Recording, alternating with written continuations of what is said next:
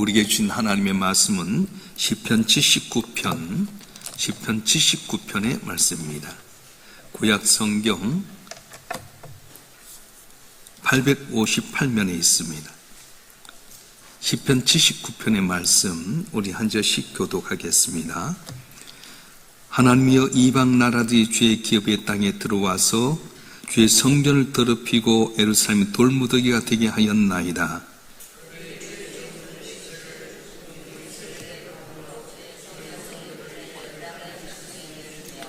그들의 피를 예루살렘 사방에 물같이 흘렸으나 그들 매장한 자가 없었나이다.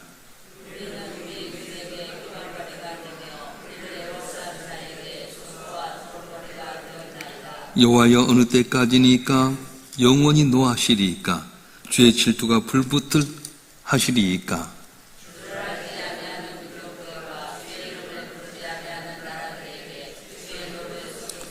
야곱이 그들이 야곱을 삼키고 그들의 거처를 황폐하게 함이니이다.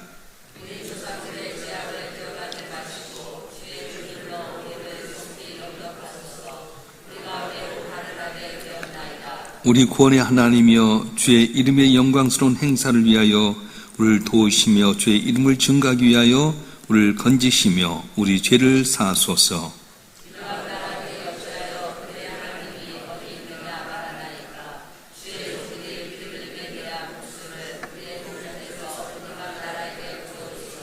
갇힌 자의 탄식을 주의 앞에 이르게 하시며 주기로 정해진 자도 주의 크신 능력을 따라 보존하소서.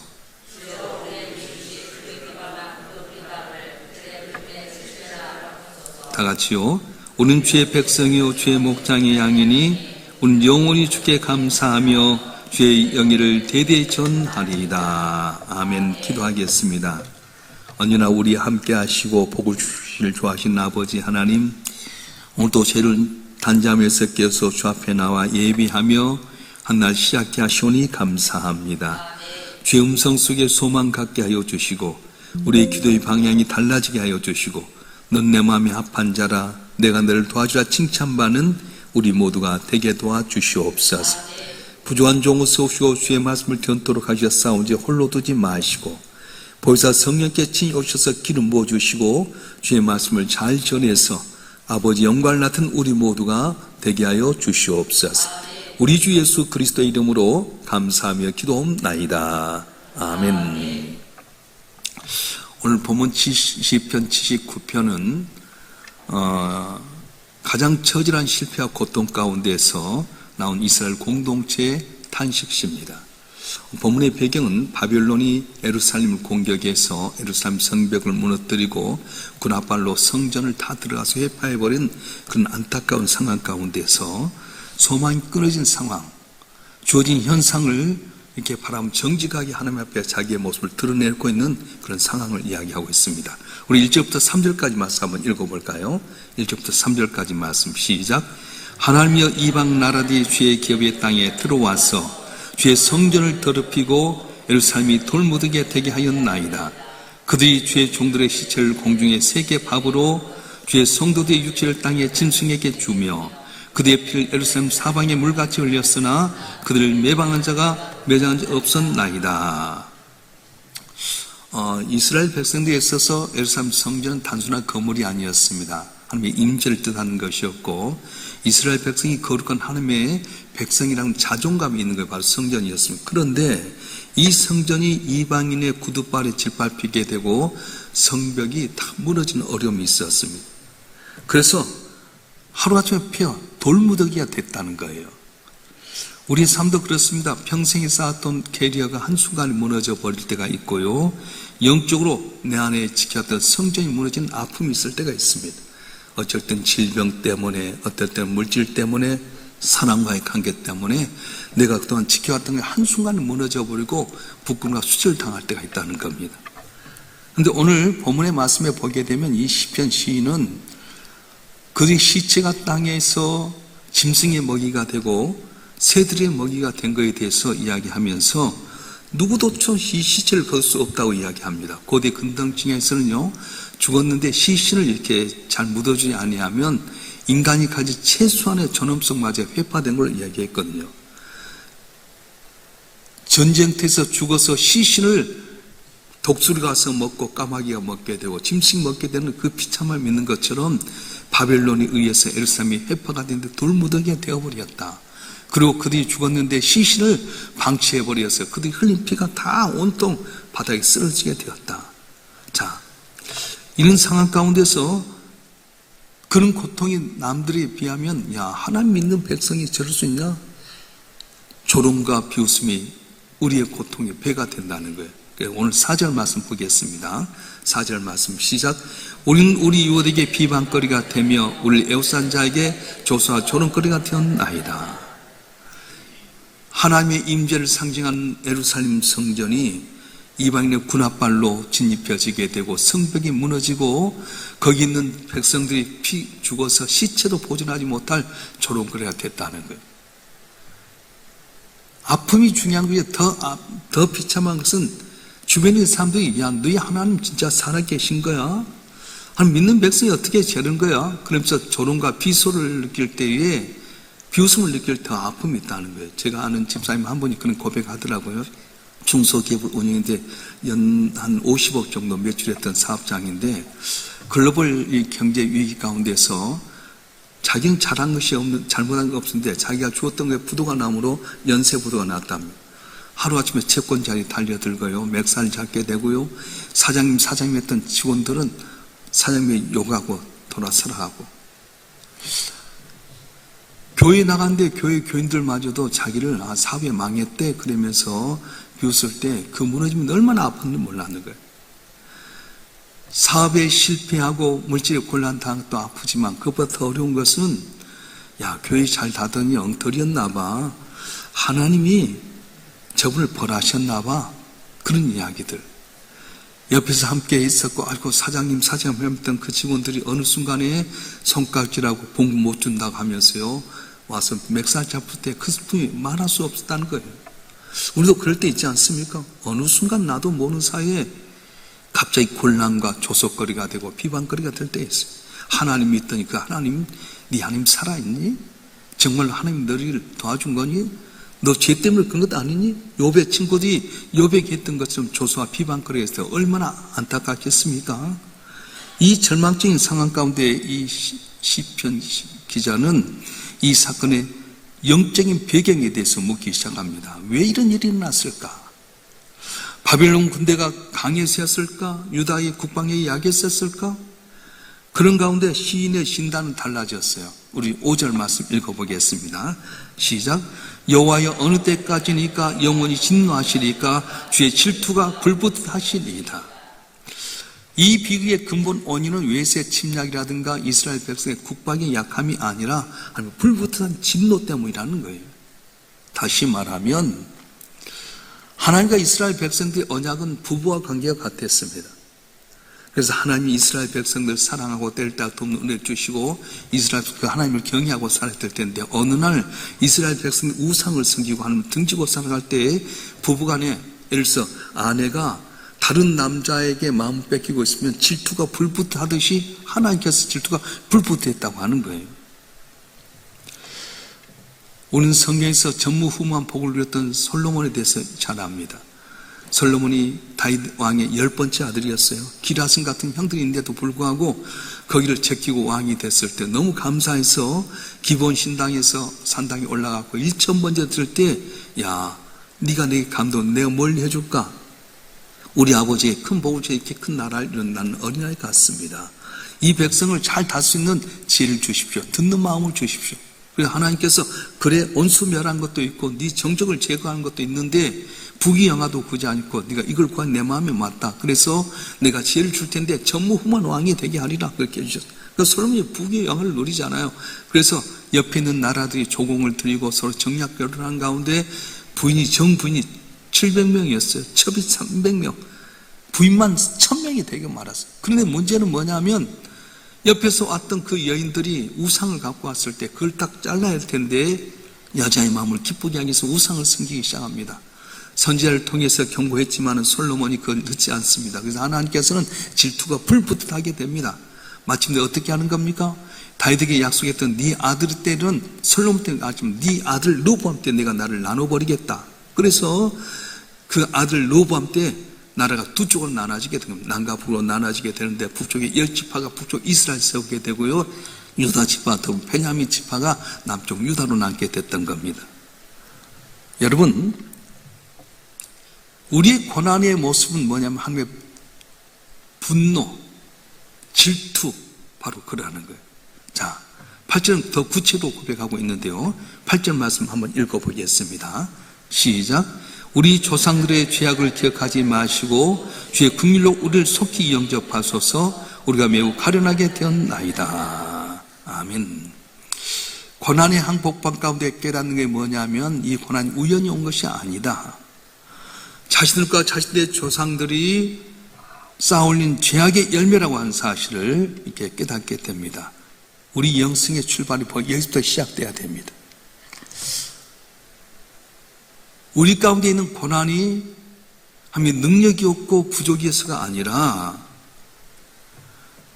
나와 내 공동체가 영적인 실상이 하나님의 배반해버리고 돌아서게 됐을 때에 내게 돌아온다는 거예요. 그래서 이 시편 기자는 말은 하나님, 내가 주님보다 더 사랑했던 우상이 과연 무엇입니까? 내 삶의 성경이 무너진 이유가 과연 무엇입니까? 주님의 사랑이, 주님에 대한 첫사랑을 잃어버렸기 때문 아닙니까? 자책하는 거예요. 그렇습니다.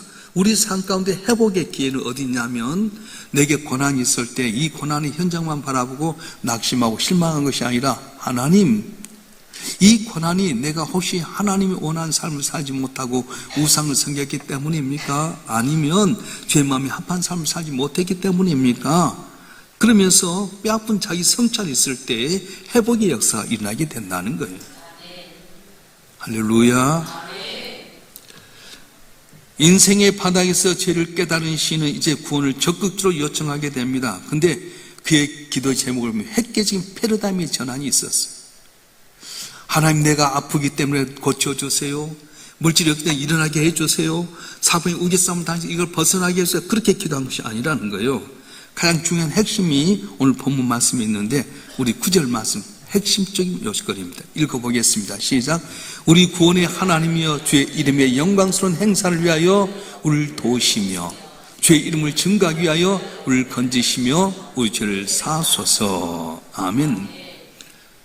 하나님께 구원을 해달라고 기도하는데 하나님, 내가 아프니까 낫게 해주세요. 불쌍하니까 건져주세요. 이렇게 기도한 것이 아니라 주의 이름의 영광과 주의 이름을 증거하기 위해서 건져주소서 이렇게 이야기하는 거예요.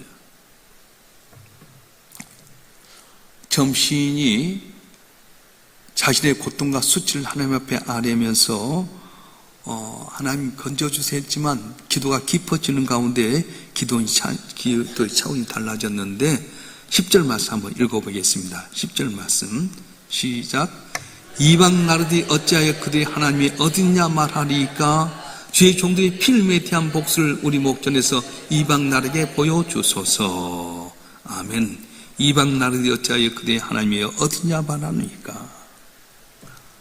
이 시편 기자의 아픔은 자기의 집이 무너지고 사업이 어렵게 되고 고난당한 것, 그것이 아픈 것이 아니라 내가 고난당한 모습 때문에 하나님의 이름이 초롱거리가 된 것이 가슴이 아팠어요. 하나님 잘 믿는다더니 아이고 하나님 없는 것 같아. 저렇게 하나님 잘 믿더니 저렇게 고난당한 거 보면 그 하나님 없는 거야. 그런 말을 들을 때 이 시편 기자의 마음이 아프게 됐다는 겁니다. 이스라엘 백성들이 모세가 법궤를 받아오는 가운데 금송아지를 만들고 이 금송아지 하나님이라 했을 때 하나님 대노하게 됩니다. 내가 이들을 다 멸하고 너를 통해 큰 나라를 세우겠다 모세에게 말할 때 모세가 목숨 걸고 드린 중보 기도가 있어요. 한번 읽어보겠습니다. 출애굽기 32장 12절 말씀 읽어보겠습니다. 시작.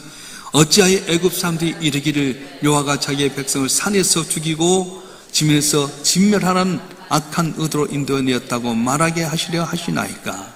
주의 맹렬한 노를 그치시고 주의 뜻을 돌이키사 주의 백성의 이 화를 내리지 마옵소서. 이스라엘 백성들이 에이포스가 아닙니다.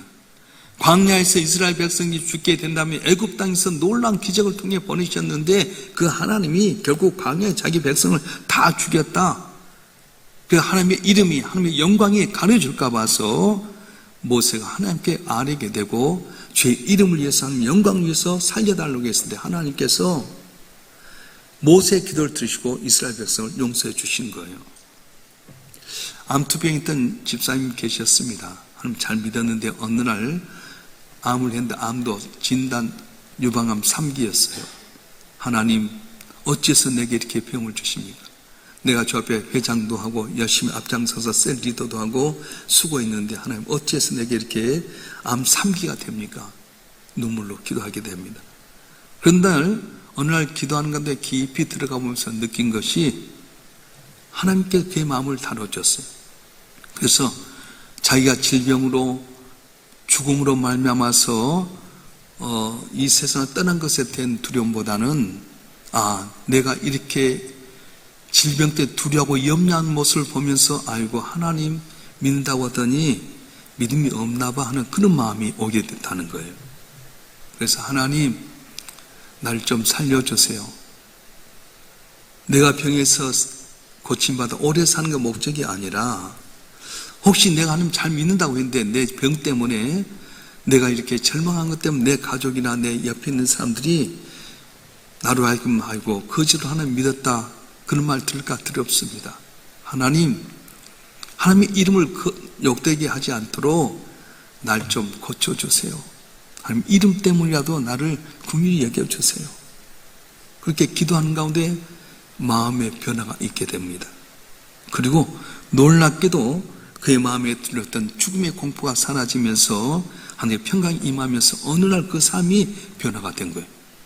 이게 여러분 병은요 마음의 병이 많습니다. 스트레스를 많이 받는다든가 마음에 걱정한다든가 남을 미워하고 분노한다든가 그럴 때 이 몸 안에서 병이 솟아나는데 죽음에 대한 두려움, 걱정심에서 변해서 하나님 영광 위해서 날 좀 고쳐달라고 방향을 달랐더니 마음에 평강이 오면서 어느 날 병원 갔더니 암이 사라져버린 거예요.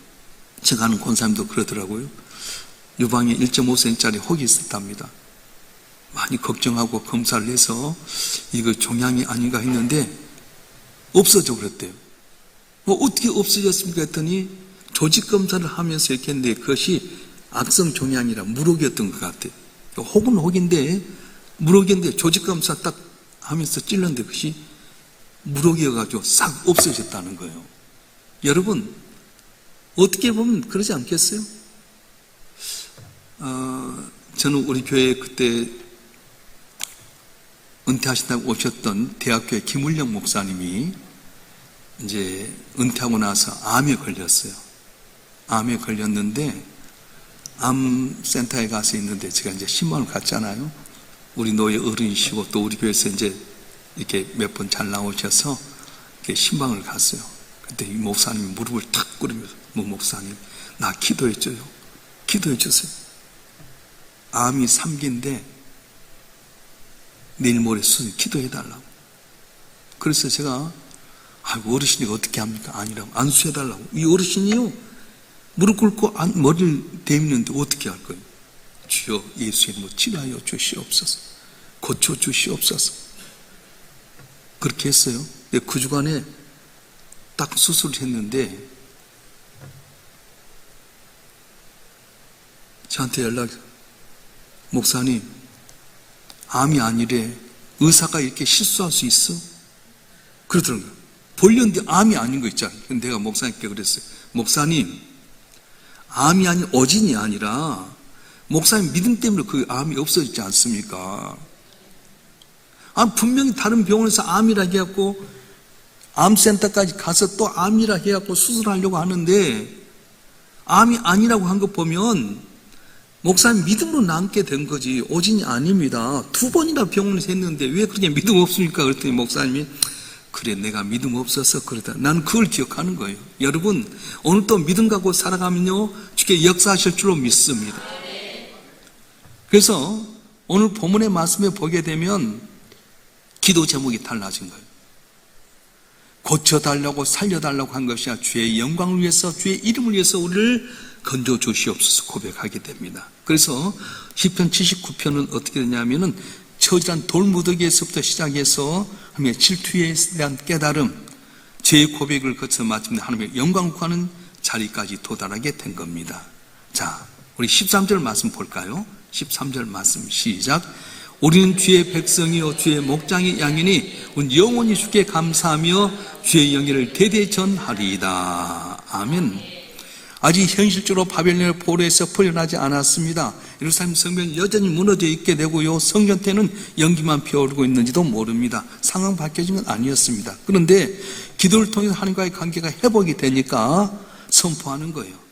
우리는 하나님의 백성이요 주의 목장의 양이니, 우리는 주의 백성이요 주의 목장의 양이니, 여전히 고난 가운데서 난 주의 소유된 백성이요 선한 목자인 하나님의 돌보심 안에 있는 양이라고 하는 영적인 정체성을 회복하게 된 것입니다. 목자가 양을 포기하지 않듯이 하나님은 아들 예수의 십자가에 못 박혀 내오신 우리 한 분 한 분을 버리지 않냐고 지키실 줄로 믿습니다. 그래서 우리가 항상 기억할 것은 나는 하나님의 양이고 하나님의 백성이라는 의식을 가져야 된다는 거예요. 그래서 이분은 미래의 구원을 현재로 당겨서 영원한 하나님께 감사하리다, 주의 영예를 영역으로 전하리다 말씀하는 거예요. 오늘 13절 조금 전에 읽었지만 다시 한번 읽어보겠습니다. 13절 말씀 시작. 우린 주의 백성이요 주의 목장의 양이니 우린 영원히 주께 감사하며 주의 영을 대대히 전하리이다. 아멘. 할렐루야. 오늘 말씀을 정리하면 돌무더기 같은 어려운 비참한 가운데서 있는 사실 그대로 하나님께 아뢰게 됩니다. 그런데 체면 차리지 않고 숨기지 않고 아뢰는 가운데 보니까 나의 고난만 바라보는 것이 아니라 하나님의 이름을 붙들며 기도했다는 거예요. 하나님, 내가 망하면 하나님 이름이 가려지게 됩니다. 내가 잘 믿는다고 했는데 내 삶 가운데 어려움이 있게 되면 하나님 이름을 가리게 되는데 주의 이름 위해서 나를 건져주세요. 주의 영광을 위해서 나를 붙들어 주세요. 기도하게 될 때에 놀라운 은혜가 임하게 됐다는 거예요. 상황이 변하기 전에 정체성을 먼저 내가 선포하는 게 중요합니다.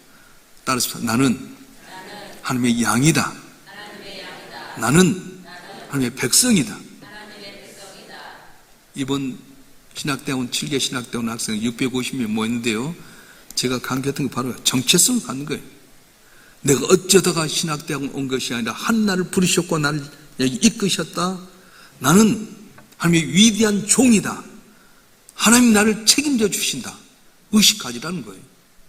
저와 여러분도 마찬가지입니다. 하나님의 백성이며 살다 보면 생각지 못한 고난과 어려움이 있지 않습니까? 그런데 이것 때문에 낙심하고 절망하지 마세요. 목자가 양을 버리지 않는 것처럼 하나님은 아들 예수를 십자가에 못 박혀 주의 사랑하는 여러분 한 분 한 분을 내 손바닥에 새기고 내가 늘 기억하려 했던 것처럼 우리를 기억하시고 복을 내려 주실 줄로 믿습니다. 우리는 환경의 노예가 아닙니다. 하나님이 사랑하는 백성이고 주의 목장의 양과 같습니다. 돌무더기였던 예루살렘 폐허에 결국 예수의 복음이 꽃이 피어났듯이 저 여러분 한 분 한 분 고난의 현장 가운데 내가 주님 의지하고 주의 영광을 위해서 기도하게 되면 놀라운 기적의 역사는 또 일어날 줄로 믿습니다. 제가 자주 암송하는 빌보 1장 20절 21절 내용이 바로 그래요. 나의 간절한 기대와 소망을 따라 아무든지 부끄러워하지 아니하고 지금도 제가 온전히 담대하여 살든지 죽든지 내 몸에서 종기 되게 하려 하나니 내게 사는 것 그리스도인이 죽는 것도 유익합니다. 따라서 내 몸에서 그리스도가 종기 되길 원합니다. 내 자녀들에게서 그리스도가 종기 되길 원합니다. 일사 명수를 통해서 그리스도가 종기 되길 원합니다. 그래요. 주님이 존귀케 되기 위해서 기도해야 돼요. 내 병 든 것 때문에, 사업의 실패 때문에, 가정의 어려운 문제 때문에 기도한 것이 아니라 하나님 주의 영광을 위해서 주님을 존귀케 하기 위해서 내 병의 문제 해결해 주세요. 내 가정의 문제 해결해 주세요. 우리 교회가 맡긴 사명 감당스러운 능력을 주세요. 주의 영광을 위해서 기도하게 될 때에 우리를 택하시고 지명하시고 나의 양이라고 생각하는 주님께서 우상 놀라운 은혜를 주실 줄 믿습니다. 오늘 한날 주의 이름으로 승리하는 여러분 되길 주로 축원합니다. 축원합니다. 기도하겠습니다. 11종금 신명옥 집사님 또 여러분 1,000번님 드렸습니다. 인간의 생사복을 주장하신 전능하신 아버지 하나님, 이스라엘 백성들은 하나님의 임재의 상징이고 자기의 자존감의 상징이었던 예루살렘이 무너지게 되고 이방의 군합발로 있을 때 참담함을 느끼지 돌무더기였다고 고백했지만, 그러나 내 상황 가운데 이것만 바라고 낙심한 것이 아니라 주님 영광을 위해서 주의 이름을 영영토록 증가하기 위해서 우리를 고쳐주셔서 고백하게 될 때 상황이 변화된 것 아니었지만 하나님께서 그 마음에 평강을 주시고 마침내 고레스를 통해서 바빌론 포로에서 돌려냈던 것처럼 오늘도 주의 영광 위에 부르짖고 간구한 귀한 심령들에게 회복의 역사 있게 도와주시옵소서. 병마가 물러나게 도와주시고 가난에서 벗어나게 하여 주시고 나도 모르는 새에 도우신 하나님의 은혜로 주의 영광을 찬양하는 한 분 한 분 되게 해 주시옵소서. 내 믿은 대로 될지어다. 주의 영광 위에 살아가게 될 때 걸은 날마다 복받게 하여 주시고 만날 사람 만나게 하여 주시고 묶여있는 게 풀려지게 하여 주셔서 마침내 하나님이 나를 통해 영광을 받으셨노라고 고백하는 우리 모두가 되게 해 주시옵소서. 마음을 다해서 11주로 1천번염 드려 싸운즉 믿은 대로 복을 내려주시되 나가도 복받고 들어도 복받고 전능하신 하나님 나의 한 것만큼 증가하는 우리 성도들이 되게 해 주시옵소서. 이웃사랑 초청잔치를 위해서 세우신 위원장과 임원들, 회장들을 기억하여 주셔서 마음을 다해서 수고하고 섬길 때 우리의 수고가 헛되지 않게 하여 주시고 죄를 다하여 주시고 때를 따라 돈 은혜 주셔서 마침내 하나님께서 우리 기도를 들으시고 주께 영광 돌려내라고 고백하는 일삼육교가 되게 하여 주시옵소서. 오늘 한날도 주의 은혜 가운데 승리하기를 원합니다. 주여 모든 문제가 형통케 하여 주시고 밤에 잠자리 들 때 주님께서 나에게 이렇게 복을 주셨다고 감사하는 우리 모두 되게 해 주시옵소서. 거룩하신 예수 그리스도 이름으로 간절히 기도하오며 이제는 우리 주 예수 그리스도의 은혜와 아버지 하나님의 극진하신 사랑과 성령님의 감화 감동 이로 충만 교통하심이 오늘도 사망으로 주님 앞에 나와 예비하고 기도하는 주님의 사랑하는 자들 한 분 한 분 위에 이들의 가정과 성읍과 남은 삶의 여정과 우리 일산 명성교회와 우리의 조국 대한민국 위에 지금부터 영원토록 함께 하시기를 간절히 축원하옵나이다. 아멘.